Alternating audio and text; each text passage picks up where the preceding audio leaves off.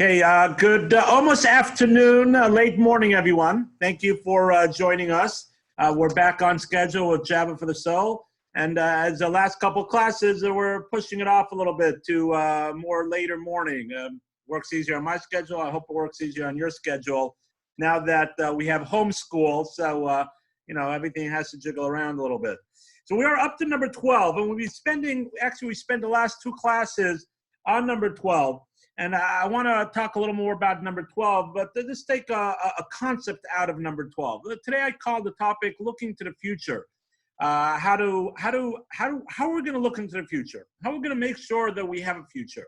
And I'm sure it's on a lot of people's minds in many different aspects, right? Financially, unfortunately, for some people, spiritually, I hope, just our physical life, our day-to-day activities, how are things going to be? Everybody's talking about how things are just going to change, right? There's going to be certain things that are just not going to be the same. There's a lot of talk about the future. I'm not going to talk about any one specific thing. Right? Of course, I'm going to gear the class towards our spiritual future. Listen, I'm standing behind an ark over here, right? But the lessons that we're going to learn, right, are for everything. Right? What we're going to talk about is for everything, everything included. And we're going to bring it out of Maimonides' 13 Principle of Faith to number 12. Right? So number 12 is, again, right? Ani ma'amin b'emunah shlema, I believe with a complete faith. B'viah Mashiach, the coming of the Mashiach. Even though there's a delay, there may be a delay, I'm still waiting for him to come every day. I'm waiting for him. I'm yearning, right, for him to come every day that he's going to come. I'm waiting for him every day that he's going to come. So we've spoken about many different aspects. What does it mean? Even though there's a delay, right? What does it mean, the delay? Doesn't he come in its proper time? We spoke about that. We spoke about what does it mean to say that I'm waiting for him, right? The concept of waiting. We spoke about that idea, right? I want to sort of combine these two concepts together and speak about the future, because Mashiach is something in the future, something that we can't really comprehend. It's a future that is not our reality. That's what it is. It's a future, not our reality. Remember watching Back to the Future, right? When I was a kid, right? And there's certain technologies that they try to create to be the future. Right, and we look at it now. There's a whole thing, it was 20 years, Back to the Future, 20 years, I think it was, right, from Back to the Future, and certain things were like, okay, that didn't happen, and certain things like, okay, we're past that. And even watching Star Trek and other movies and things that talk about the future, and as we get further into the future, we realize that, okay, certain things are right now not realistic, and certain things they missed the boat. We're even further away from that, right? I just remember the earlier Star Treks, they had to click a button, right, to talk. Then they went up to pressing the button on their chest, right? Then just talking to the computer. We have so many gadgets that you just talk, right? There's devices around that could answer you and speak to you. So that's not so far in the future anymore. But there's certain things that are beyond our comprehension, a future that just we can't really wrap our heads around. Maybe not. But back then in the 80s, they thought that was a future that they weren't able to wrap their heads around. So there's always something that we can wrap our heads around, right? But then it's sort of, as time moves on, it may becomes a reality or not becomes a reality. The coming of the Mashiach, right? The coming of Messiah, which is something that has been part of our liturgy, something that's been part of our everyday prayer, right? Yerushalayim Mircha, we should return to Jerusalem. Right? Our waiting, as Maimonides says, we'll wait for the Messiah, for the Mashiach to come, is something that we mention all the time for over 2,000 years, and our anticipation of it hasn't changed. Our knowledge of it hasn't changed. On the contrary, they probably knew more about it back then because they were more knowledgeable. But it's still something that's beyond our scope, something that, we don't know, really. It's something that we can't really comprehend. We have literacy about it. We have insights from the Talmud, from the Kabbalistic writings, and from other rabbis and from other teachers, and we sort of get a comprehension and things that we can learn from. But it's really something that's beyond our comprehension. So what does it mean that we're waiting for the Mashiach? How could we be waiting for something that we don't really know? How could we, our future, the ultimate future, the Messianic era, how's that something that we could be part of? We're not really understanding. So I want to talk about an interesting concept. Right? An interesting concept. So I like playing games with my kids. Thank God I've had a lot of time to play games, and I'm sure a lot of people play games with their kids. And I've been playing a lot with my kids. I used to play a lot of Othello. Still play with that. We play Monopoly now, right? But let's go to Othello or chess. Same concept, right? I've been just playing more Othello with them. And you know, in the beginning of the board, right, Othello, you do this, you turn that black, you turn this white, you turn that black, and you think, oh, you're getting 4 over here and 5 over here. But there's a strategy to it. There's a strategy. The same thing with chess. There's strategy. You have to be thinking right now about what maybe the other person's going to do, trying to jam into a corner to get the end or the corner piece, right? Because once you have the corner on Othello, that's it. It's yours. You can't turn that over. And then you're able to spread out from there. The concept of the game is to try to dominate the whole board to be your color. How often does that happen? Not too often. I have destroyed my kids in the past. I enjoy it. Right? But it's really to teach them. It's to teach them that there's a strategy, that you have to be thinking more moves ahead. Same thing with chess. Right? It's sometimes worth it to get your even your rook, right, or your bishop, or your horse, or for sure your pawn, to allow yourself to be in a certain position for the end game. Same thing with Othello. Allow certain pieces to be turned over, but you know that that's going to allow you to be at a certain point. You can turn the whole board right back towards you. Thinking into the future is not necessarily knowing what's going to happen later on. Thinking into the future is preparing now, trying to analyze the situation and say, what piece am I going to move here? What piece am I going to move there to make sure that every piece that I have eventually is going to turn out to my goal of what I want. That's what it means looking into the future. So when we say, Achal kalo, I am waiting for him. Maimonides says, Achal kalo b'chol yom sheyavo. We are waiting, right? Nevertheless, we are in anticipation. We're waiting for Mashiach to come. What does it mean that we're waiting? We're just sitting on our couch and, okay, Mashiach come. Is that what we're doing? Having a beer, right? Playing mahjong. Nothing wrong with mahjong. My grandmother played it, bless her memory. What does it mean that we are waiting for Mashiach?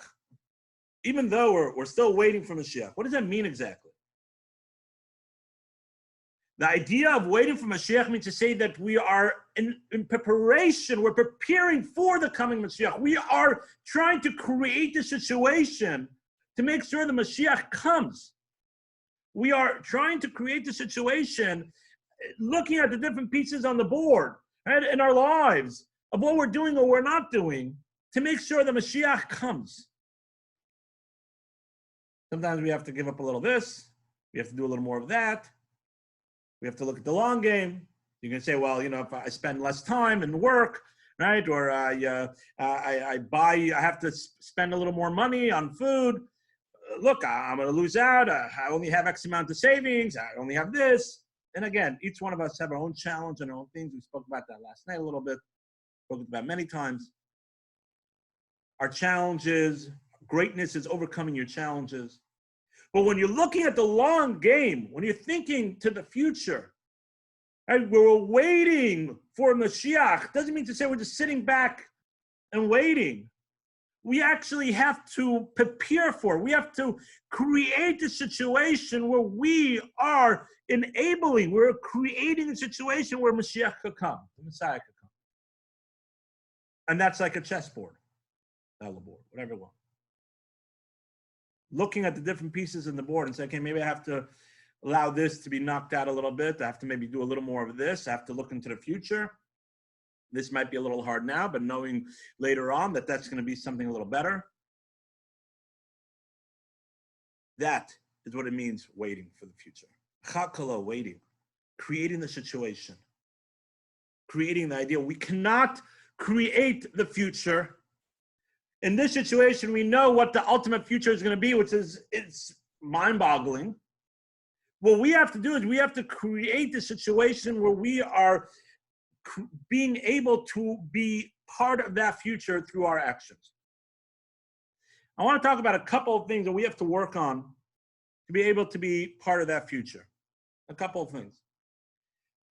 There's an idea of Yisipel Yeshua. Have you anticipated? Have you been yearning for the salvation? The Talmud tells us, and the rabbis' commentaries speak about this in numerous places, that when you come up to heaven, if unfortunately one passed away before the coming of the Mashiach, you're going to ask you a couple of questions. And one of those questions that they're going to ask you is, have you anticipated, have you been yearning for the salvation? Have you had a yearning for it? Have you been trying to connect to it? Now, and ask the commentaries, why is that something that they're going to ask you? Why is that so important? If it comes, it comes. It doesn't come, it didn't come. It didn't come during your lifetime, right? It didn't come during your lifetime. So why is that something that they're going to ask you when you come up to heaven? Are they going to ask you, have you set time, fixed time for Torah study? Or that's important. They're going to ask you, are you honest in your business? They're going to ask you a couple of questions. One of the questions they're going to ask you, have you anticipated for Yeshua? Have you tried to make sure to put part of your life that you're waiting for the salvation? Why is that so important? And the commentaries explain that having an anticipation, yearning for the Yeshua is one of the main ingredients of this that we spoke about, to be able to start creating a life that you're thinking 3 steps ahead for the salvation. Well, it reminds me of a story I read once. I don't know if it's true or not true. It doesn't make a difference. The point is good. That this mother, Chava, let's call her, all right, Chava was looking out the window, probably drinking her coffee in the morning or in the afternoon, and she saw her son holding 4 balloons, right? Holding 4 big helium balloons, and he was jumping. He was jumping.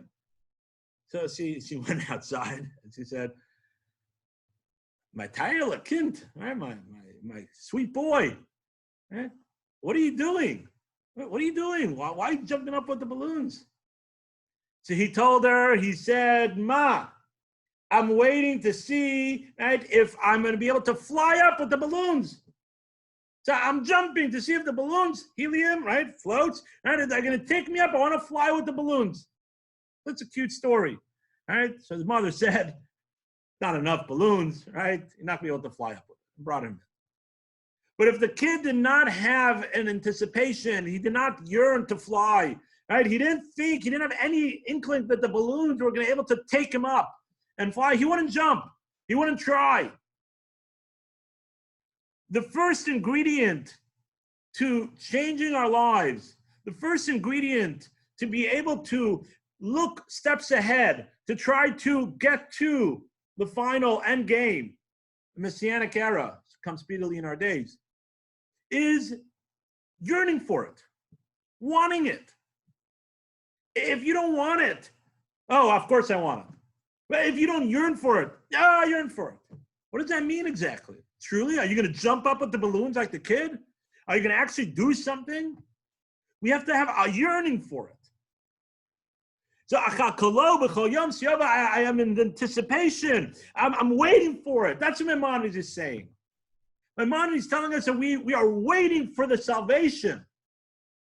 We have to make sure that it's part of who we are, that it's something that we want, really. Now, I know it's hard for us, especially in our days. Yeah, times of Inquisition, times of Holocaust. Yesterday was the Holocaust Memorial Day, right? During pogroms and other hard times through Jewish history. Yeah, of course they were waiting for the Messiah. They were being persecuted. They were second-class citizens.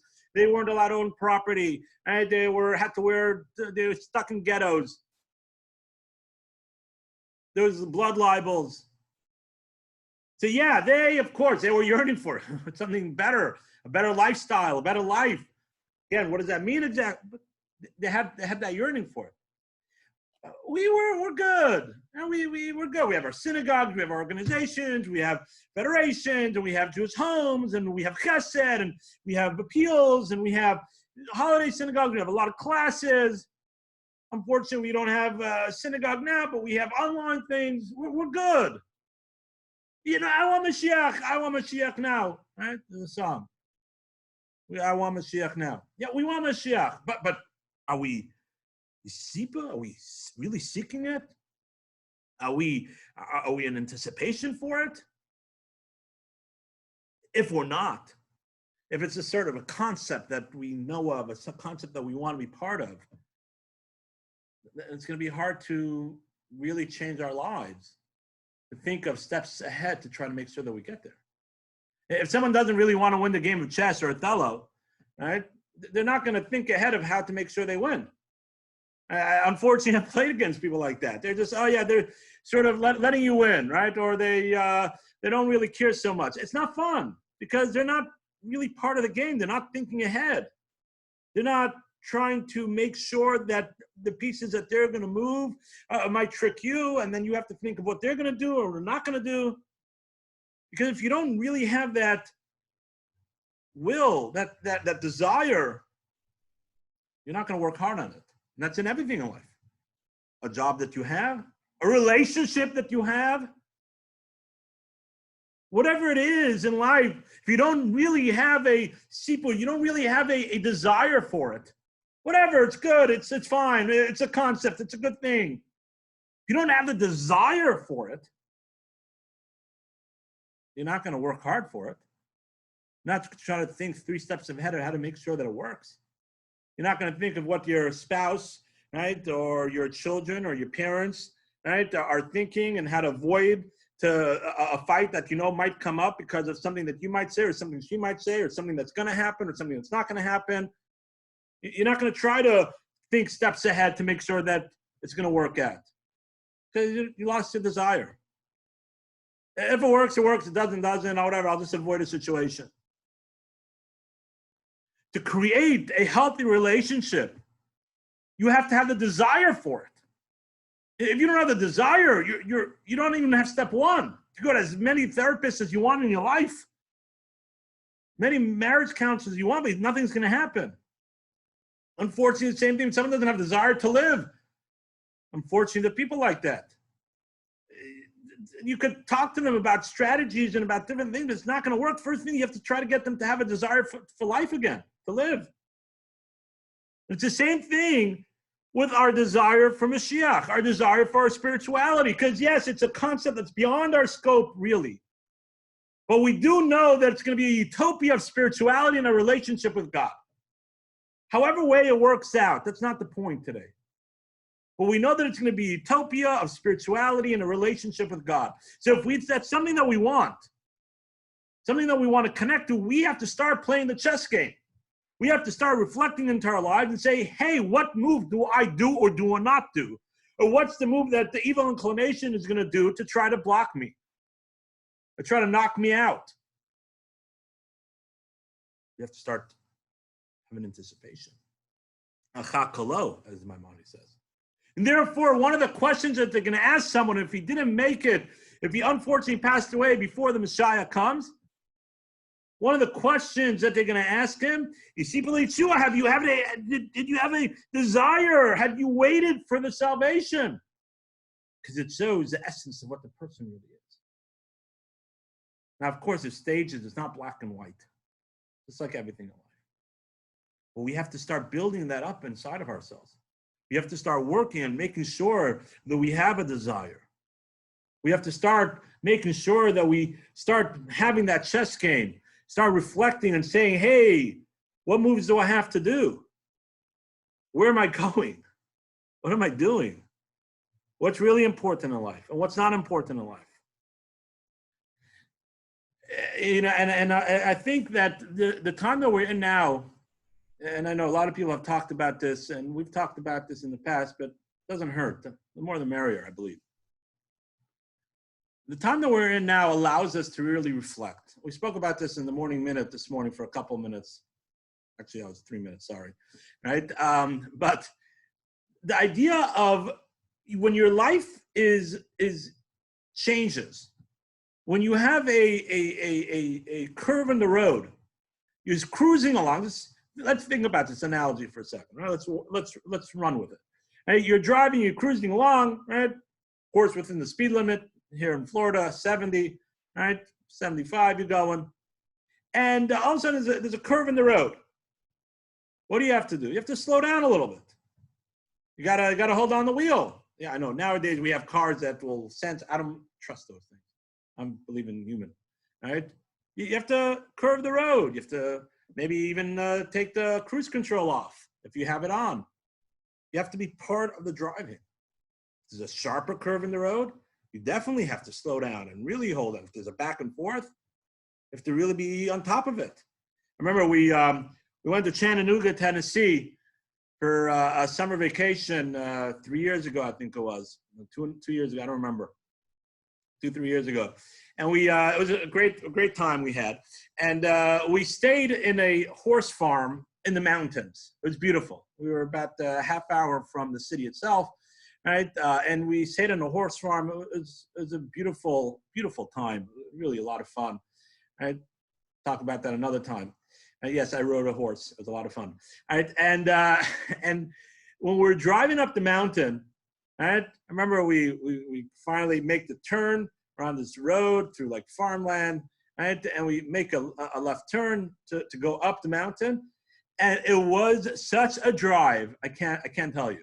I remember my kids were in the beginning petrified, right? We're going and then sort of almost a complete U-turn and then again, and then almost a complete U-turn, literally climbing up the mountain like this. I was holding on. And then when I was going downhill, back down, oh my gosh, my foot was on the brake almost the whole time. Slowly and going, and you have to be in control of the situation. So we've been thrown a big curve in our lives. We've been cruising in our lives, doing what we're doing, a lot of good things also, of course. But we've been cruising mostly in our lives. We've been thrown a tremendous curve. And we don't know why. It's not for us to decide why. What we have to do is learn from the situation. One of the things that we can learn is that we have to stop and reflect. When we have a curve in our lives, we have to think about what we're doing every day. Where have I been spending my time before? And now where am I spending my time? Oh, I'm spending more time with my kids. Wow. Oh my God. I remember my kids' names. It's beautiful. Playing games with them, spending quality time on Shabbat, not really looking at my phone so much because there's no sports game, or not turning on the television because there's nothing really to watch. I've been focusing, been doing a little more classes because I have a little more break during the day now. Reflecting on what you have been doing, the curve makes you stop and reflect. It's like the chess game. It allows you to stop and reflect and say, where am I going in my life? What have I been cruising with? What's important? And now let's look into the future. What's not so important? There's different kind of people. I'm not out to knock anybody, God forbid. We all have different difficulties in this situation. But some people are saying, wow, it's so great to be able to spend so much time with my kids, to really connect. Maybe when this is all over, I won't stay for drinks afterwards. After work, I'll actually come home and be on time for supper, or other things like that. Spend a little more time with the kids on Shabbat and other Sundays, or with family members or with spouses. Learn a little more. And other people are saying, they're looking at it, oh my gosh, like, I don't know with this, I can't handle it. Right? My kids are driving me crazy. My spouse is driving me crazy. Everybody looks at it in different ways. We got to look at it in a positive way. I saw this great clip, two kids, right? One kid has a smile on his face in the whole outdoors. He's looking through a window, it's all light. And the other kid, it's dark, looking through the same window and it's all dark. And on the caption, it says, it's all up to us how to look at things, positive or negative. It's up to us to decide if it's going to be a positive situation or a negative situation. We have the ability to make the best out of every situation. The curve was thrown at us. There's nothing we can do about it. We have to stay safe. We have to have social distancing, and we have to have classes online, and unfortunately can't hug or cut or handshake with anybody. Wear gloves and masks when you go shopping. Try to limit it until things reopen in its proper way. We have to be safe, but our attitude, how we reflect on it, the curve has been thrown at us. We can't do anything about it. We have control of how we look at things. So let's use the situation to relook at the chessboard one more time, the chessboard of our lives. And let's start creating a sipuli yeshua, a yearning for salvation. Because if we create that yearning for the salvation, then our chessboard looks a little different. We care about making sure that we get to the end game. And we start looking at things and say, well, this is not that, it's okay if that goes to the wayside. It's okay if the pawn gets knocked off. Because then I'm able to move my rook there, my castle there. I'll be able to knock that out. So let's look at that in our lives and say, maybe it's okay if I don't do X, Y, and Z. If I spend a little more money on kosher products, or turn my phone off certain times, do a little more charity, learn a little more, be careful with my talk, reflect on what I say and what I don't say. Now's the time. God threw us a curveball, a hard curveball. But we really have to hold on to the reins and make sure that we stay in control. And unfortunately, a lot of people have passed away from this. We have to feel the pain. Really, it's hard. But what we could do to get out of this as best as we can is take the situation and say, let us reflect into our lives. Let us refocus on our chessboard of our lives and make sure that we are sacrificing the right things and putting effort into the right things, not the other way around. So let's look at this Maimonides one more time. And Maimonides says, you see, I am waiting in anticipation for it every day. That says, the Talmud tells us, one of the questions, have you an anticipation? Have you had a yearning for the salvation? Let's reflect and let's start putting that inside of ourselves. And then hopefully when we build that tremendous love, slowly but surely, and that yearning for the salvation, for the final salvation, the Messianic era, speedily in our days, our chessboard, our end game changes a little bit. And we start really refocusing things in our lives.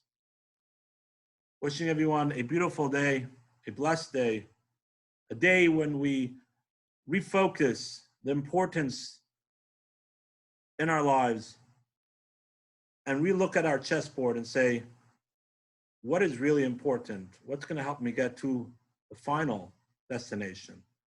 Coming in the Messianic era, a time of bliss and a utopia of spirituality and a relationship with God. What's going to allow me to get there? Wishing everybody a beautiful day.